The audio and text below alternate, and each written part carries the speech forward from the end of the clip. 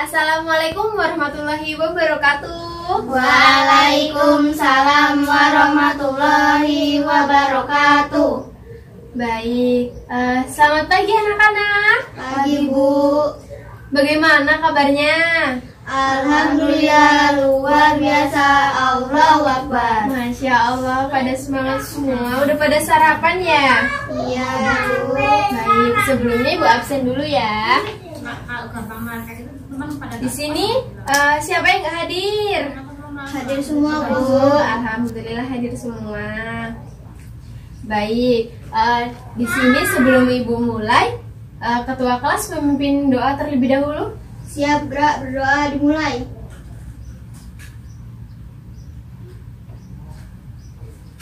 Ya, selesai. Nah, di sini ada yang tahu nggak Ibu itu mau memberikan materi tentang apa? Enggak Bu. Nggak ada yang tahu ya. Nah, Ibu kasih tahu ya. Di sini Ibu akan memberikan materi tentang pengertian rukun iman dan pengertian sholat. Di sini ada dua yang mau kita bahas nanti. Yang pertama itu rukun iman dulu ya. Ada yang tahu nggak sih rukun iman itu ada berapa? Iya, 6, baik. Bu. Silakan. Ada berapa? 6 Bu. Iya, pinter. Ada 6 ya. Nah, di sini yang mau kita bahas itu pertamanya rukun iman. Nah, yang pertama itu iman kepada Allah. Iya. Kenapa sih harus iman kepada Allah? Karena Allah itu yang menciptakan bumi dan langit dan seisinya ya anak-anak. Jadi tidak ada Tuhan selain Allah yang kita sembah, seperti itu. Yang kedua yaitu iman kepada malaikat. Iya, kepada malaikat. Yang ketiga, iman kepada kitab-kitab Allah. Iya, iman kepada kitab-kitab Allah.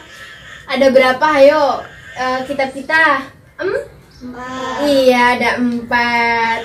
Nah, yang kelima, iman kepada siapa? Iman kepada hari akhir. Iya.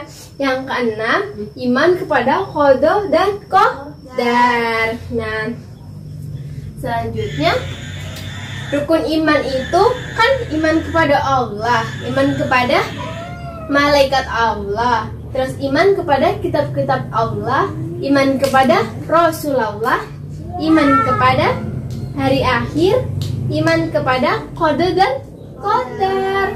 Nah, kenapa sih Bu kita harus rukun kepada iman gitu kan? Mempunyai rukun iman di dalam Islam seperti itu. Rukun iman ini adalah fondasi dari orang-orang Islam seperti itu. Maka setiap orang itu harus memiliki iman. Nah, walaupun berbeda-beda dalam ketebalan imannya, tetapi kita wajib iman kepada Allah, iman kepada malaikat, iman kepada kitab-kitab Allah, kepada Rasulullah, kepada hari akhir, dan qada dan qadar. Nah, ada yang mau ditanyain nggak tentang keenam rukun iman kita? Nggak ada ya? Nah, rukun iman itu ada 6, ya kan? Nah, itu tuh fondasi buat kita seperti itu. Lalu selanjutnya ada pengertian sholat. Kita akan membahas tentang sholat. Ayo, ada berapa sholat wajib kita? 5. Coba sebutin apa aja yuk. Yang pertama, sholat subuh. Yang kedua, zuhur. Yang ketiga, asar. 4, Maghrib. iya. Lalu Isya. iya, pinter. Coba sholat subuh itu berapa rakaat? 2 Bu. Iya. Sholat zuhur? 4 Bu. Iya. Yang ketiga itu kan sholat asar ya. Sholat asar itu berapa rakaat sih anak-anak? 4 Bu. Iya. Sholat maghrib berapa? 3 Bu. Iya. Sholat isyanya berapa? Ayo. 4 Bu. Udah pada hafal ya rukun sholatnya. Nah, sholat wajib itu bagi orang Islam ada 5. Dari subuh bangun tidur, siang sholat zuhur, sore sholat asar, menjelang malam itu sholat maghrib, lalu sholat isya. Nah, ini wajib dikerjakan buat orang Islam, seperti itu ya. Nah, syarat wajib sholat itu ada syaratnya loh, sholat wajib kita. Tidak semua sembarangan orang bisa sholat. Yang bisa sholat itu ada syaratnya, yaitu ada 5. Yang pertama itu muslim. Nah, kenapa harus muslim? Karena memang sholat wajib itu untuk orang-orang yang muslim. Syarat yang pertama itu harus muslim, beragama Iya, beragama Islam. Yang kedua adalah berakal sehat atau yang tidak gila, seperti itu ya.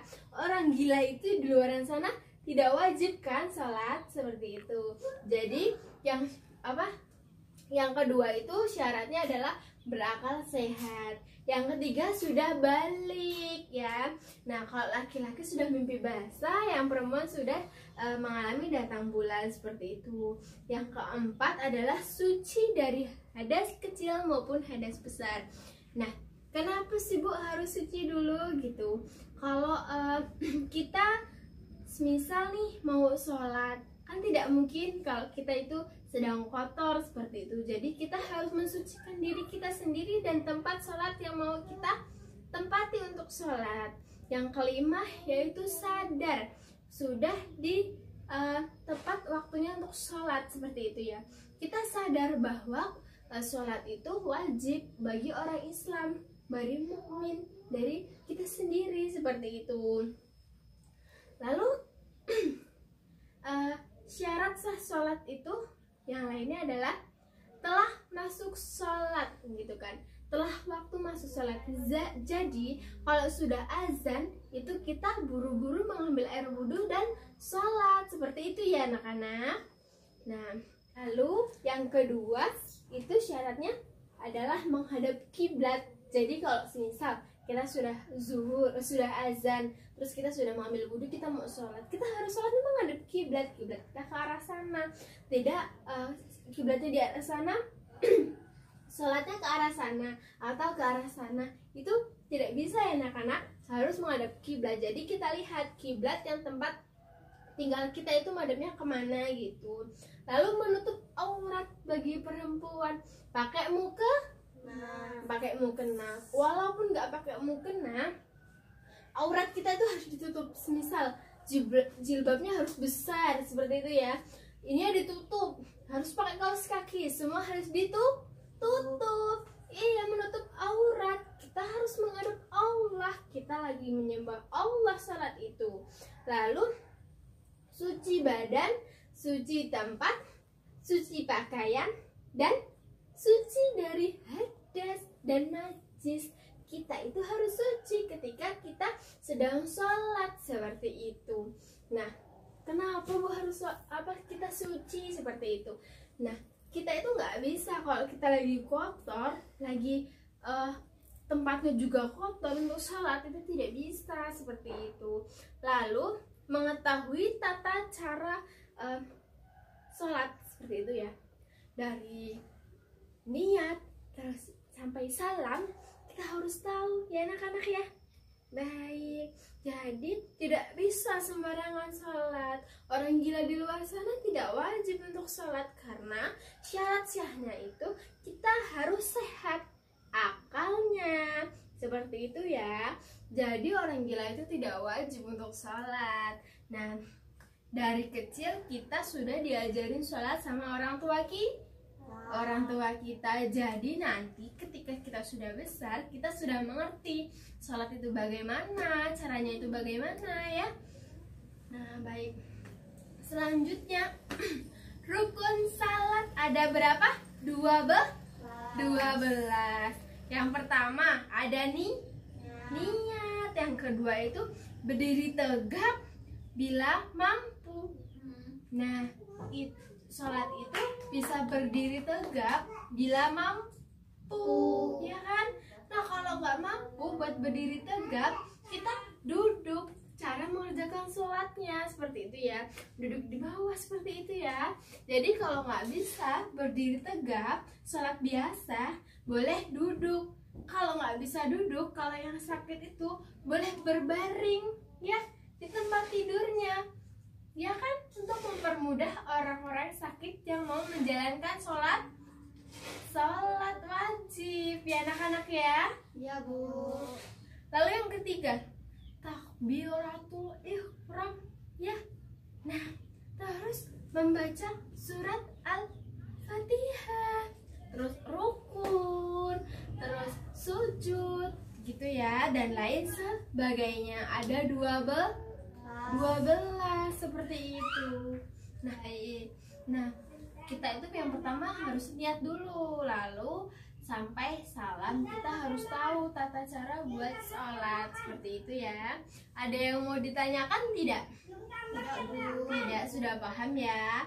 Nah, untuk sebelum Ibu akhiri, Ibu minta maaf jika ada salah kata dan mohon ampun kepada Allah Subhanahu wa taala. Sebelum kita tutup, ketua kelas memimpin doa terlebih dahulu. Siap, gerak, berdoa dimulai. Baik, selesai.